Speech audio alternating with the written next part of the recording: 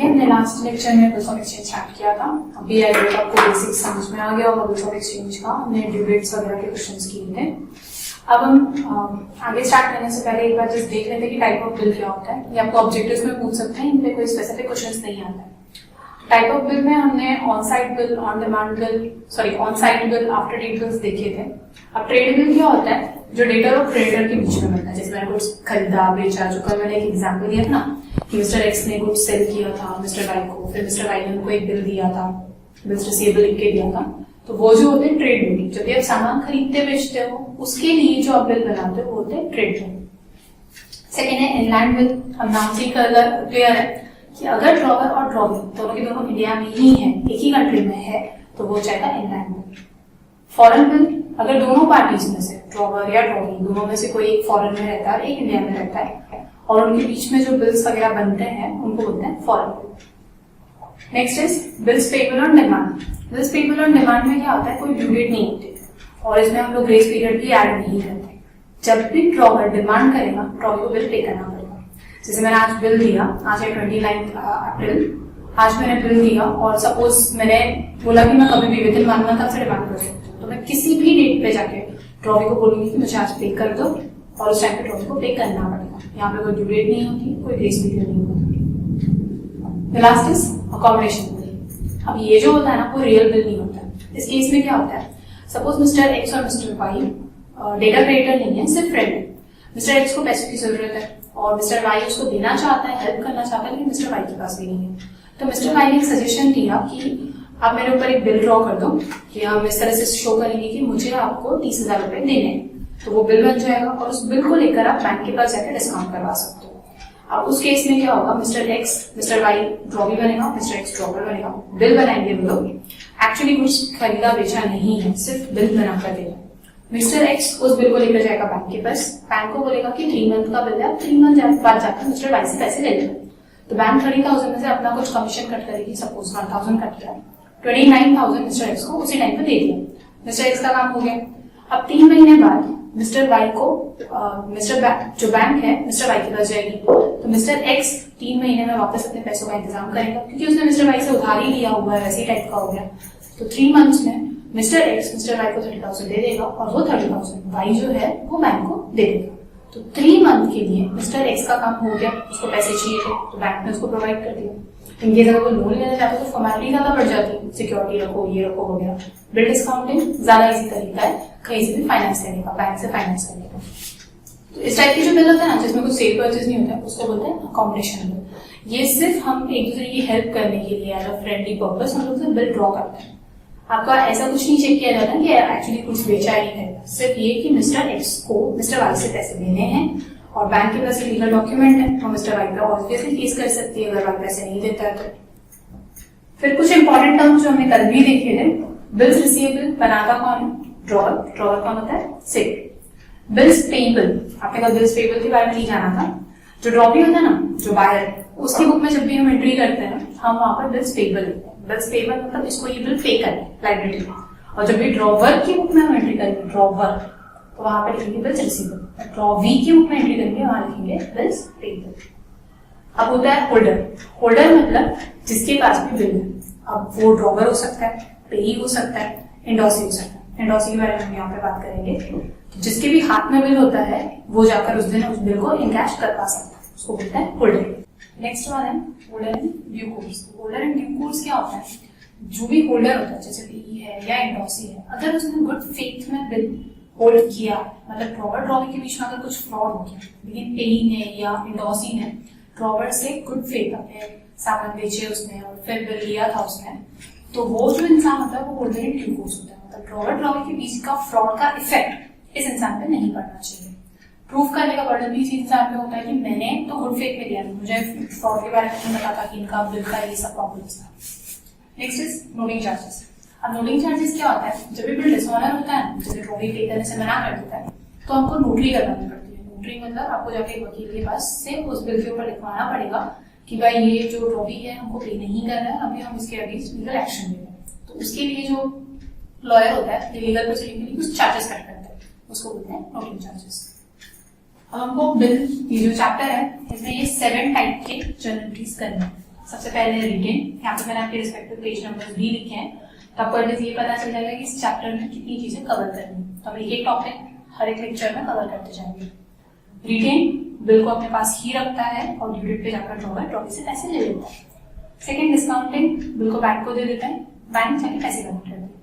Endorsement, bill जो होता है मिस्टर एक्स से कोई थर्ड पार्टी मिस्टर जेड उसके पास चला जाता है, मिस्टर जेड आपके मिस्टर वाई से कलेक्ट करता है। Bill and collection, bill bank को देते हैं लेकिन एज अ डिस्काउंट नहीं, बैंक को एज एन एजेंट प्रोवाइड करते हैं कि आप जाके हमारे लिए आपका बिल जाके कलेक्ट कर लेना और हमको पैसे दे देना। वो ऑन द ड्यू डेट ही देते हैं बिल एंड कलेक्शन। रिन्यूअल, अगर ड्रॉवी को लगता है ड्यू डेट से पहले कि भाई मैं अभी नहीं पे कर पाऊंगा तो वो कि आप बिल रिन्यू कर दो, नया बिल बना कर दे दो, मैं इंटरेस्ट वगैरह एक्स्ट्रा पे कर दूंगा। रिटायरमेंट, ड्रॉवी के पास अगर ड्यू डेट से पहले पैसे आ जाते हैं वो ड्रॉवी को दे देता है, बिल वहीं पर खत्म कर देता है ड्यू डेट से पहले, उसको बोलते हैं रिटायरमेंट। लास्ट है ड्रॉवी इंसॉल्वेंट हो जाता है। इंसॉल्वेंट यानी बैंकरप्ट, उसका वो पैसे दे ही नहीं सकता, तो जो भी बचा कुचा हमको मिलता है वो ठीक है, अदरवाइज बैड डेब्ट। तो ये 7 टाइप्स के सम्स आते हैं आपको एक ही सम में, ऑलमोस्ट सारी कंडीशंस भी आती है, 4-5 कंडीशंस भी आती है। उसके अलावा आपको लेक्चर आता है और जो जर्नल एंट्रीज आती है वो भी 2 टाइप में आती है, एक सिंगल ड्रॉवर सिंगल ड्रॉविंग, और सेकेंड जर्नल एंट्री आती है सिंगल ड्रॉवर मल्टीपल ड्रॉविंग। तो आपको टोटल 3 टाइप के क्वेश्चन पूछे जाएंगे, single drawer single drawing, single drawer multiple drawing और लेक्चर। तो स्टार्ट करते हैं। कुछ जो चीजें हैं ना वो कॉमन एंट्रीज, कॉमन एंट्रीज मतलब भले ही ये सातों में से कोई भी कंडीशन हो, ये 2 एंट्रीज को आपको सेम ही करनी है। जर्नल एंट्रीज है, यहाँ से आपको लिखना है, सॉरी यहाँ से क्लासिफिकेशन ऑफ बिल है ना, वहां से आपको एडजस्टमेंट बुक में लिखना है कि आपको कितने पार्ट्स कवर करने हैं, और ये कॉमन एंट्रीज। तो पहले जो एंट्रीज होगी वो हमेशा आपको एडजस्टमेंट बुक में लिखना है। जब हम सम स्टार्ट करेंगे तो सब आपको नॉर्मल बुक में करना है। तो कॉमन एंट्रीज में जब गुड्स परचेज या सेल किए जाते हैं, सोल्ड किया जाता है, तो ड्रॉवर, हमारे केस में हमने मिस्टर एक्स को ड्रॉवर अज्यूम किया है और मिस्टर वाई को ड्रॉवर। नाम प्लीज ठीक से याद रखना, ये है ड्रॉवर, लास्ट में आ रहा है, ये है ड्रॉवी।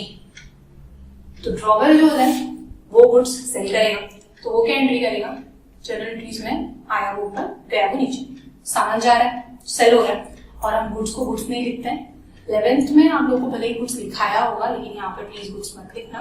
2 सेल्स, सामान गया, किसको दिया हमने, ड्रॉवी या फिर मिस्टर वाई का।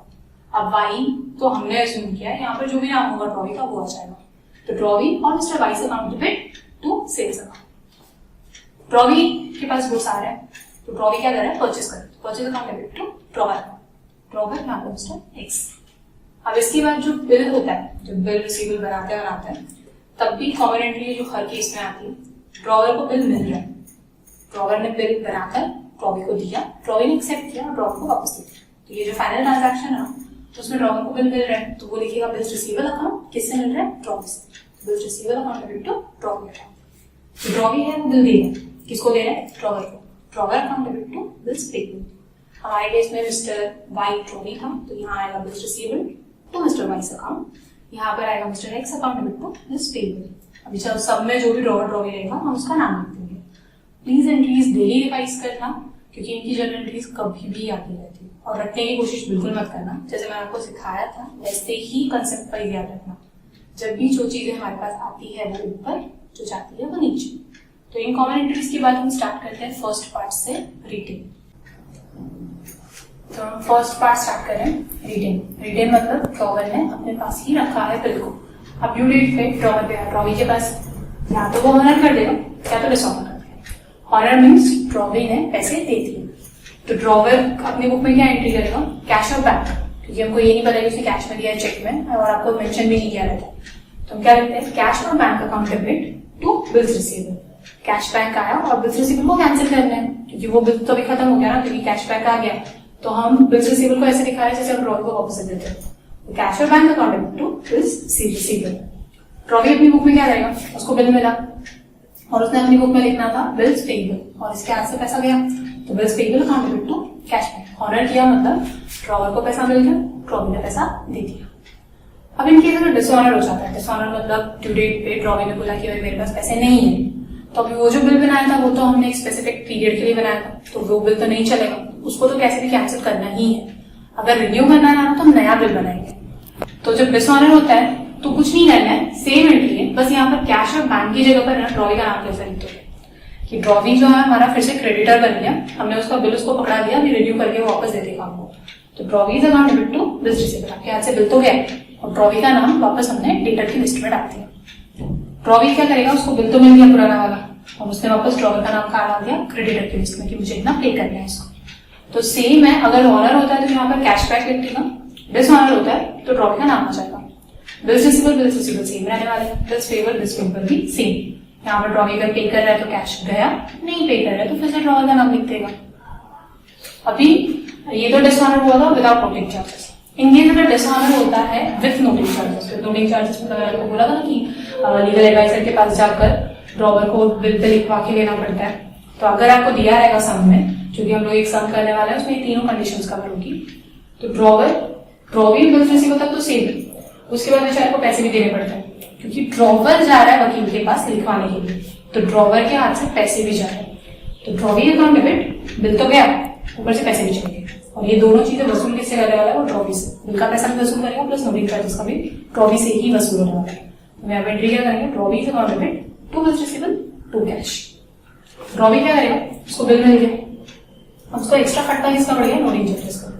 और हमने फाइनल अकाउंट में देखा था कि जो भी एक्सपेंसेस होते हैं ना डेबिट में आते हैं, तो नोटिंग चार्जेस उसके लिए एक्सपेंस है, तो बिल्स पेबल नोटिंग चार्जेस ये दोनों अमाउंट मिलाकर उसको देना किसको, ड्रॉवर को। Bills payable account debit, noting charges account debit to drawer.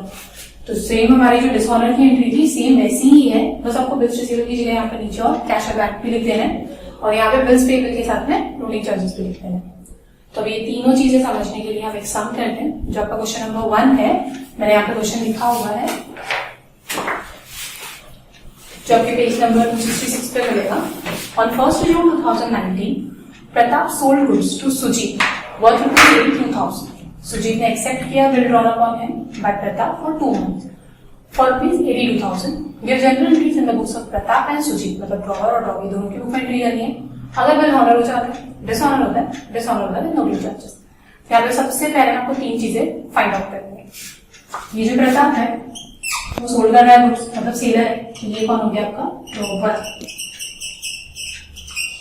और ये जो सुजीत है वो परचेस कर रहा है गुड्स, तो ये क्या कौन हो गया, ड्रॉवी। हर सम में सबसे पहले ड्रॉवर कौन है, ड्रॉवी कौन, ये चीज फाइंड आउट करके रख लेंगे।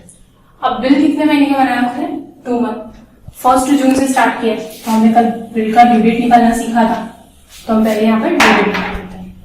तो ड्यू डेट आ जाएगी आपकी, ड्यू डेट कैसे निकाल लेते हैं हम लोग, 1st June 2019, date of bill, उसमें पीरियड ऐड किया, तो 1st August 2019, फिर 3 days का ग्रेस, यानी 4th August 2019 आपका हो जाएगा ड्यू डेट।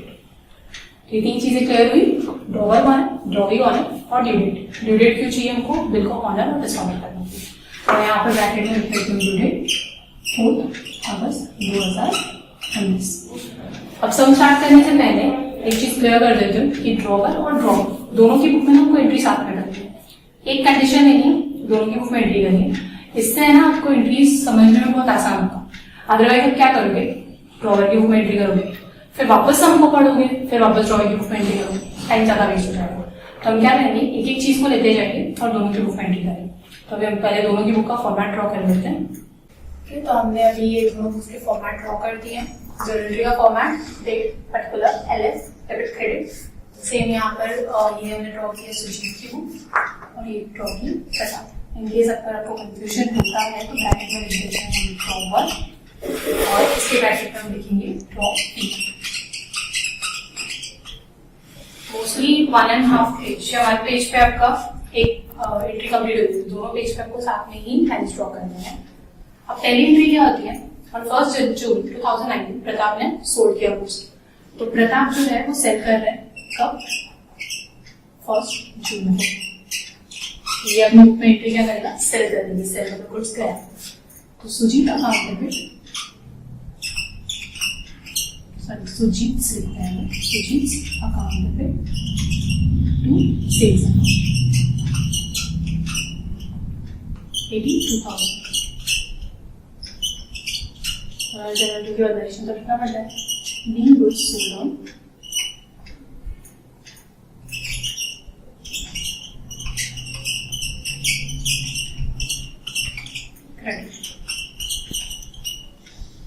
जो सुजीत है वो कर रहा है गुड्स परचेस, तो ये भी बुक में एंट्री कर देगा।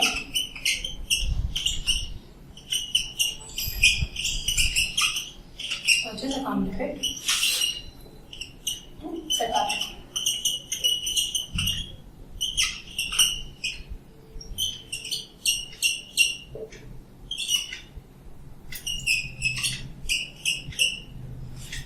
Goods purchase on credit.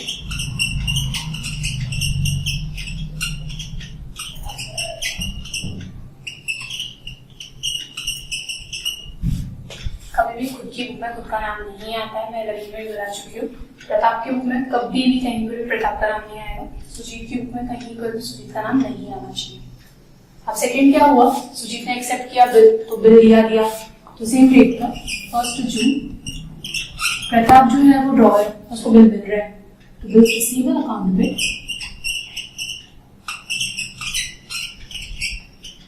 किससे मिल रहा है, सुजीत से।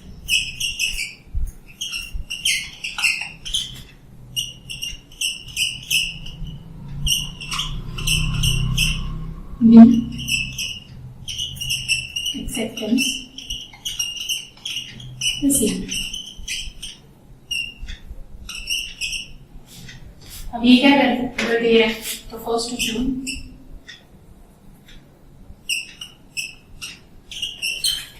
ये प्रताप को बिल दे रहा है, तो Pratap account debit.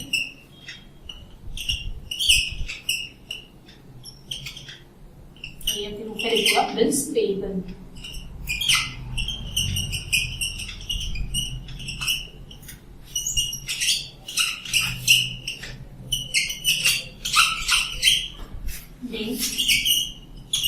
Our acceptance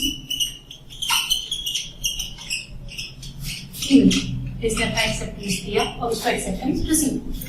अब ड्यू डेट आती है, याद रखो तो बिल उसने रिटेन किया तो बीच के 2 महीने में तो कोई भी एंट्री नहीं करनी, बिल उसके प्रॉब्लम में पड़ा हुआ। अब जब ड्यू डेट आती है 4 अगस्त को,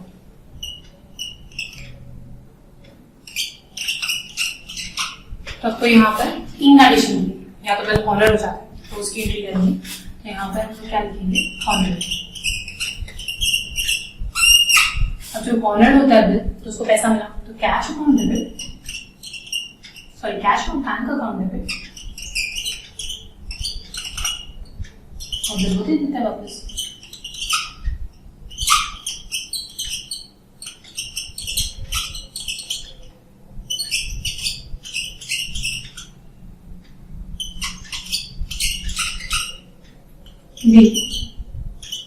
बिल ऑनर।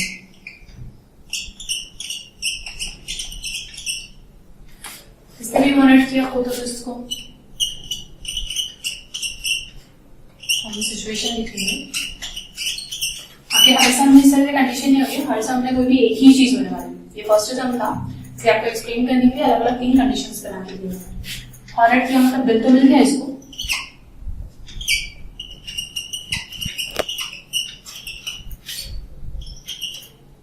ऐसा करेक्ट।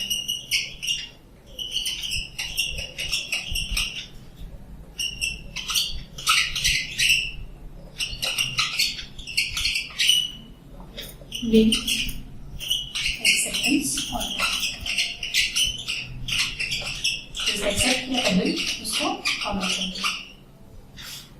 तो यहाँ देखो एक ऑनर का अब 2 एंट्रीज और बाकी है। मुझे यहाँ पे जगह कम पड़ गई है, तो पहले मैं इनको रफ कर देती हूँ। अब एक बार अच्छे से वापस देख लो। हमने गुड्स सेल किया, बिल मिला, बिल ऑनर किया, गुड्स परचेस किया, बिल दिया, बिल ऑनर कर दिया। अब 2 कंडीशन है, एक बिल डिसऑनर और एक bill dishonour with no late charges. तो अब तक हमने ऑनर की एंट्री देखी थी। अब लास्ट 2 कंडीशन है डिसऑनर, ड्रॉवर डिसऑनर हो भी गया तो बेचारे को बिल तो देना ही पड़ेगा, तो 2 बिल्स रिसीवेबल तो है ही उसका, इसको पैसे तो नहीं मिल रहे, तो ये क्या करेगा, वापस से सुजीत का नाम लिख देगा। तो Sujit account debit bill receivable 82,000। Bill dishonour B acceptance dishonour. जो नरेशन है ना वो आप अपने हिसाब से लिख सकते हो। बुक में जो दिया हुआ है थोड़ा और लंबा है, बीइंग एक्सेप्टेंस डिसऑनर और ड्यू डेट लिखा तो भी चलेगा, हम सिर्फ बता रहे कि बिल डिसऑनर हो गया। अब यहाँ पे इसको बिल तो वापस मिल ही जाएगा, तो इस payable account debit to account 82,000, ये भी वही लिखेगा being our acceptance dishonor। ये तो हो गया dishonor without holding charges। Last condition dishonor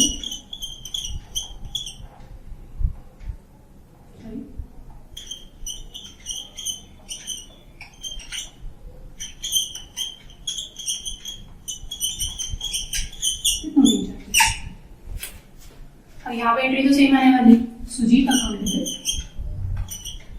होता था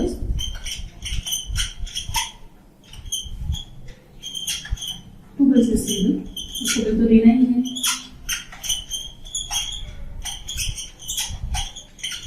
साथ में क्या जाएगा उसके पैसे, जिसको नोटिस चार्जेस पे करना है।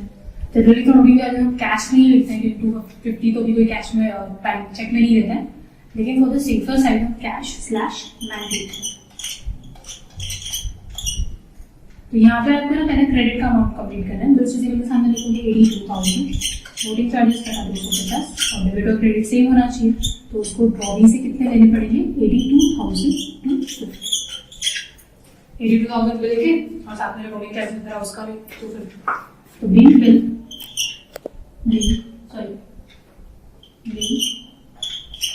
acceptance dishonor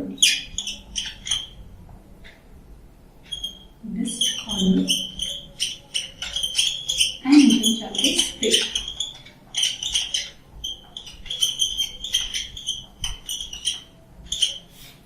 और ड्रॉइंग भी अपनी लास्ट कंडीशन लेगा dishonor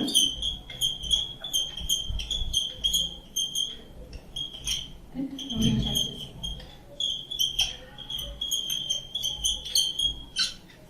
इसको भी बिल तो वापस मिल गया, होता बिल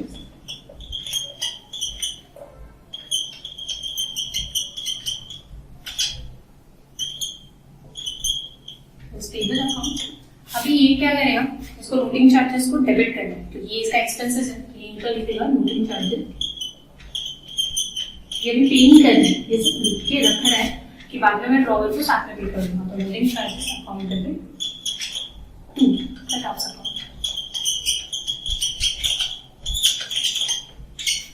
82,000 का बिल मिला, नोटिंग चार्जेस पे करने के 250, तो टोटल मिलकर ये ड्रॉवर को पे करने वाला है 82,250 being और एक्सेप्टेंस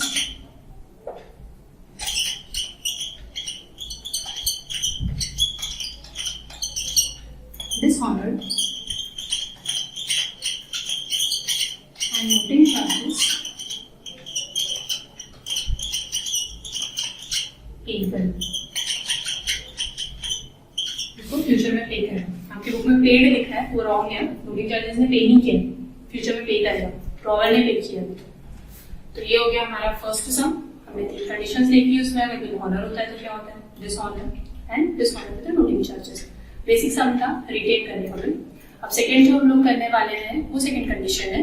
सेकंड कंडीशन की I think discounting of a bill. तो डिस्काउंटिंग ऑफ अ बिल में भी जो स्टार्टिंग में आपको कॉमन एंट्रीज लिख के दी थी ना, सेल परचेज और बिल मिलने की, वो एंट्री सेम रहेगी। चेंजेस होगा एक डिस्काउंट करने से, जो ड्रॉवर की बुक में जो ड्रॉवर है ना बैंक में जाकर पैसे देगा और बैंक को बिल दे देगा, वो चेंजेस होगा। ड्रॉवर की बुक में कोई चेंजेस नहीं होगा। एक चीज यहाँ पे प्लीज अभी से क्लियर कर दो, बिल के साथ ड्रॉवर जो भी करे, रिटेन करे, डिस्काउंट करे, इंडोर्स करे, बिल सेट फॉर कलेक्शन करे, कुछ भी करे, ड्रॉवर की बुक में हमेशा यही एंट्रीज आएगी, कोई भी नई एंट्री नहीं आएगी। ड्रॉवर को कुछ भी नहीं करना है कि आप 2 महीने तक बिल के साथ क्या कर रहे हो, उसको सिर्फ ड्यू डेट पे या तो ऑनर करना है या तो डिसऑनर करना है। तो नेक्स्ट लेक्चर में डिस्काउंटिंग ऑफ बिल स्टार्ट करेंगे।